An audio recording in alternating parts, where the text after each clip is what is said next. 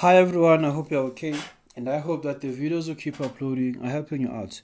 On this video guys, I'll be tackling the first question where I'm dealing with electrostatics. Please do expect a total number of 13 videos. That means I'll be answering 13 different questions. And all of these questions guys are extracted from past exam question papers.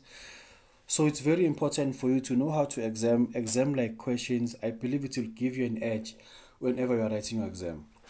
So please do share the video to your peers as well guys, so that they may have the edge as well. You can take a screenshot guys, attempt the question, and then come back and compare your answers to mine. Yeah? Okay, we are told that two identical negatively charged spheres A and B having charges of the same magnitude are placed 0.5 meters in a vacuum, 0.5 meters apart rather, in a vacuum. The magnitude of the electrostatic force that one sphere exerts on the other is 1.44 times 10 to the negative 1 newtons. Okay, these two charges guys are both negative, which simply means the electrostatic force between them will be a repulsive force. Are you together? Why? Because they have the same polarity. If they had different polarity such that the one charge was negative and the other one was positive, it would have been an attraction and a force of attraction between the two charges. Are you together? So right now the two charges are basically trying to push one another away. Okay, let's answer the questions now. State Coulomb's law in words. It simply states that the electrostatic force between 2 point charges is directly proportional to the product of the charges and inversely proportional to the square of their distance apart. Okay, and then 7.2.1, they want us to calculate the charge on each sphere. Since we are given the force guys between the two charges, we must simply use our Coulomb's law. It simply says the electrostatic force is equals to K Q1 Q2 all over R squared. We are given the magnitude of the force, that's 1.44 times 10 to the power negative 1. K is given at the back of your question paper as a constant. That's 9 times 10 to the power 9. We are multiplying two things that are the same. It's the same as having x squared multiplied by x squared. You'll obviously have x times x rather. You'll obviously have x squared, right? So q multiplied by q will give me q squared. So the distance apart is just 0.5 squared over there. Né? And then all I have to do now, guys, is to just isolate q. In my process of isolating q, the first thing I need to do is to cross multiply. I'll have 1.44 times 10 to the negative 1 multiplied by 0.5 squared. This is equals to 9 times 10 to the power 9 multiplied by q squared. Then I can divide both sides by 9 times 10 to the power 9. I'll simply have 1.44 times 10 to the negative 1. I'll have 0.5 all squared divided by 9 times 10 to the power 9 is equal to q squared. I can therefore take square roots on both sides. And whenever I do that, that's 1.44 times 10. In the meantime, I hope you are subscribing. 0.5 all squared all over 9 times 10 to the power 9. If your calculator, guys, is in scientific mode, you'll simply get an answer which is equals to 2 times 10 to the power negative 6 coulombs. But remember that, guys, whenever you put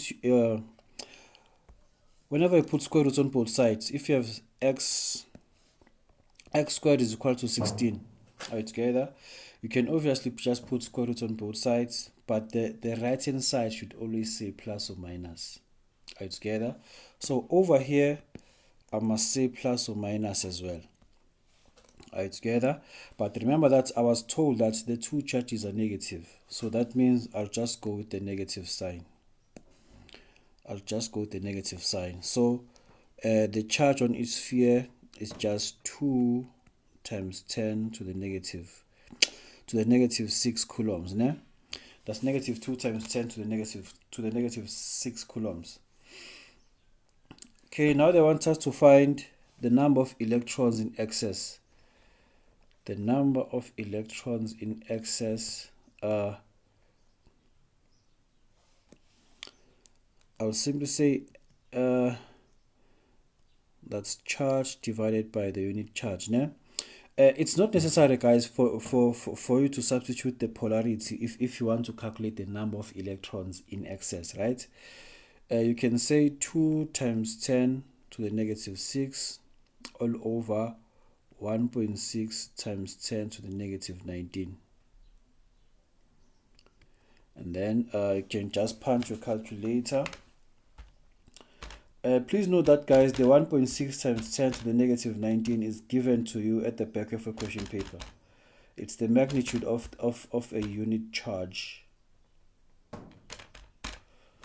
So this will give me 1.25 times 10 to the power 13 electrons. So the number of electrons is just 1.25 times 10 to the power 13 electrons. Okay, and then now I'm told that P is a point at a distance which is 1 meters away from B. So if, guys, if I'm given a point charge, I must always assume that this point charge is always equals to positive 1.6 times 10 to the negative 19, always the time, ne? Okay, and then now I'm being asked the direction of the net electric field at point P. Basically, I must check how is charge P going to behave as a result of these two charges. Are you together? Remember that, guys, these charges are identical in both of them. It's negative 2 times 10 to the power negative 6 coulombs. Negative 2 times 10 to the power negative 6 coulombs. Okay. I'm checking the behavior of charge P, right? Firstly, how is charge P going to behave as a result of this charge over here? Both of the charges have different polarity. The other one is positive, whilst the other one is negative. Are you together? So there will be an attraction force between them. So what will happen to charge P is that charge P will be pulled towards the left. This is the force between charge P and B. Are you together? And then now let's check how is charge P going to behave as a result of charge A. Both of the charges have different polarity as well. Charge A is negative whilst P is positive. So there will be an attraction force. So charge A will pull charge P towards the left. So this is the force between charge A and charge P. Are we together? So my F net is to the left. The direction of my F net is towards the left. Please, guys, note that the net electrostatic force and the net electric field, they will always be in the same direction. If F net is towards the left, that means E net is also towards the left, man. You can say towards the left or you can say west. One and the same thing, nah? Okay. And then 7.3.2, we are now told that we are being asked to calculate the number of electrons that should be removed from sphere B so that the net electric field at point P will be equal to 3 times 10 to the power 4 newtons per coulomb to the right. Okay. There are some changes which happened over here, now, guys. Initially, we saw that our inlet was to the left, altogether. But now we are told that the inlet is to the right, which simply means that the polarity on charge B has changed. Charge B is no longer negative, because for our inlet on charge B, on charge P rather for it to be towards the right, it simply means charge B must be positive. And when charge B is positive, these two charges will repel one another, such that charge B will try to push charge P towards the right. So this will be the new force between charge B and charge P. So this one is no longer applicable because it was applicable when charge B was still negative. So now it's no longer applicable. This is the new free body diagram showing the behavior of the point charge P as a result of both sphere A and B.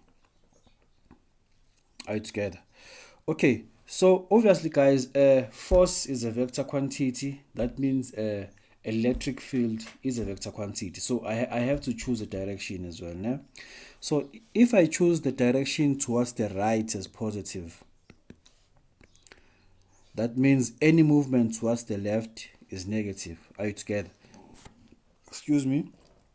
So my inert is towards the right. The inert would be equals to the electric field due to charge B minus the electric field due to charge A. Are we together? For me to calculate the number of electrons, I must know the new positive charge of sphere B, and then I can calculate the number of electrons that were removed. Inert is equals to 3 times 10 to the power 4, and then before I even substitute, né? Inert is equal to K QB over R squared minus K QA over R squared, né?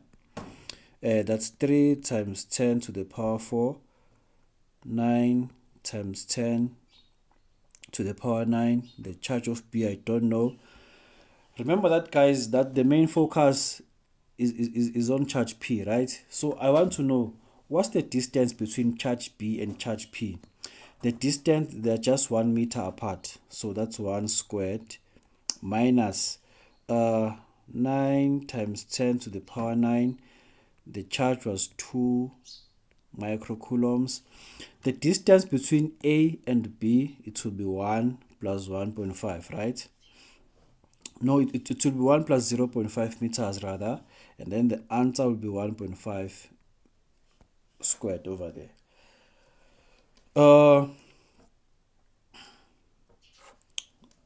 So this will give me 3 times 10 to the power 4, 3 times 10 to the power 4, and then I'll have 9 times 10 to the power 9 multiplied by QB minus, let me see what does that give me.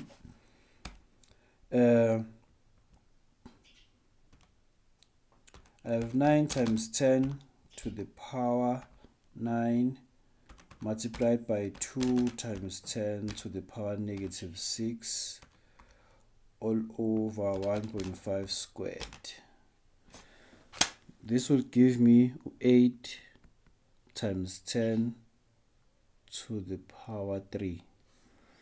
Okay, and then if I take it to the other side, I'll simply have 3 times 10 to the power 4 plus 8 times 10 to the power 3 is equals to 9 times 10 to the power 9 multiplied by the charge of B. Né? I can divide both sides by 9 times 10 to the power 9. Therefore, the charge of B will simply be 3 times 10 to the 4 plus 8 times 10 to the 3 all over 9 times 10 to the power 9. So the charge over there, 3 times 10 to the power 4 plus 8 times 10 to the power 3 all over 9 times 10 to the power 9.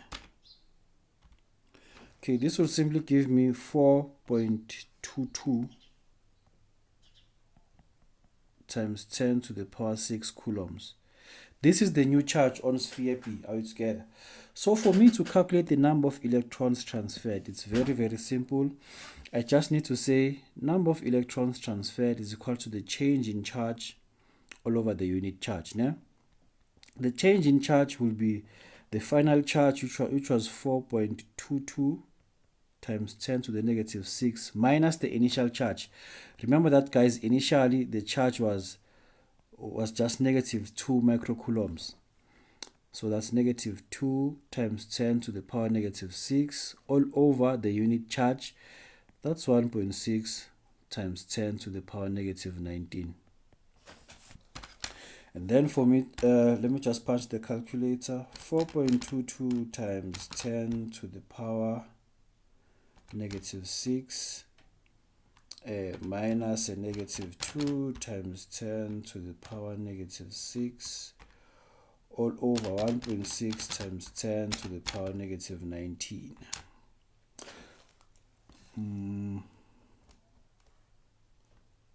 Let me check that I didn't punch in correctly.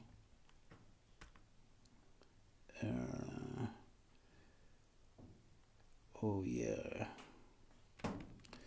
that's the mistake. It's negative 2 times 10, negative 2 times 10 to the power negative 6. And the answer, guys, that you should get is simply 3.89 times 10 to the power 13 electrons. So this is the total number of electrons removed from charge B for it to have this amount of charge. It's get. So to answer this question, the number of electrons is 3.89 times 10 to the power 13 electrons. That's how, guys, we're supposed to tackle this question over there.